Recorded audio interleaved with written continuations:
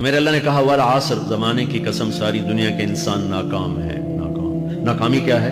جہنم۔ کون بچا اس ناکامی سے؟ کوئی بچ سکتا ہے؟ اللہ نے کہا 4 کام کرنے والے بچ جائیں گے، 4 کام کرنے والے۔ الا الذین آمنوا، جو ایمان لائے۔ ایمان ناکامی سے نکالنے کی پہلی شرط ہے۔ وعملوا الصالحات، جنہوں نے اچھے اعمال کیے۔ اچھا عمل ناکامی سے نکلنے کی دوسری شرط ہے۔ وتواصوا بالحق، جنہوں نے حق کی دعوت دی۔ یہ تبلیغ کا کام، جس کو آپ تبلیغی جماعت سمجھتے ہیں، یہ تبلیغی جماعت نہیں ہے، یہ میرے رب کی لگائی ہوئی ذمہ داری ہے ختم نبوت کی وجہ سے کہ میرے نبی کے بعد اب کوئی نہیں آئے گا۔ تم اے امت محمد اس دعوت کے کام کو اور حق کی دعوت کو تم آگے پہنچاؤ گے۔ وتواصوا بالحق، یہ لازمی پیپر ہیں، کمپلسری پیپر، اس میں نقل بھی نہیں لگ سکتی ہے، یہ لازمی پیپر ہے۔ وتواصوا بالحق، کہ اب کوئی نبی نہیں آنے والا، لہٰذا ایک دوسرے کو تیار کرو، دنیا تک جاؤ، یہ تمہارے ذمہ ہے۔ یہ ناکامی سے نکلنے کی تیسری شرط ہے۔ چوتھا پیپر وتواصوا بالصبر، جنہوں نے صبر کی دعوت دی، صبر کیا۔ میرے بچوں، میرے عزیزوں، میرے بھائیوں، یہ 4 ضروری پیپر ہیں اپنی دنیا اور آخرت کی کامیابی کو حاصل کرنے کے لیے۔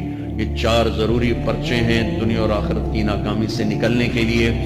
والعصر، مجھے زمانے کی قسم، کیونکہ زمانہ گواہ ہے۔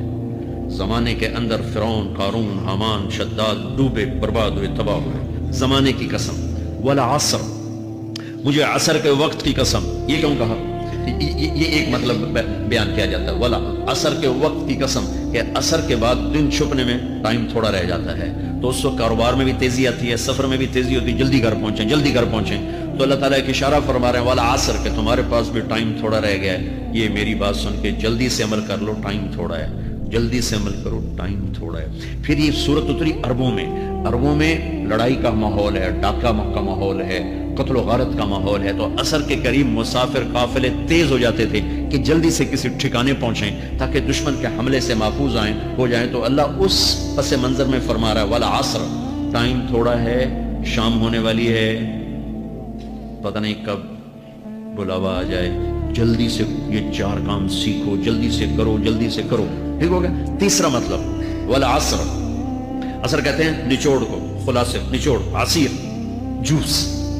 جوس کا کام کیا ہوتا ہے؟ ایک گلاس ہے، یہ گلاس ہے نا، آپ اس میں 1 آم رکھو تو اندر نہیں جائے گا، یہیں اٹک جائے گا، ٹھیک ہے؟ اور اسی میں 2 آم کا رس نکالو تو اس میں آ جائے گا، ٹھیک؟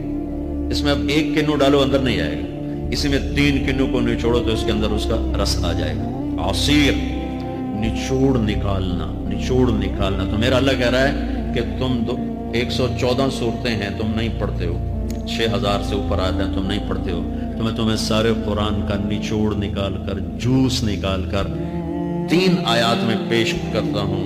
مجھے اس قرآن کے خلاصے کی قسم، اپنے رب کی بات مان لو، ورنہ بڑا نقصان اٹھاؤ گے۔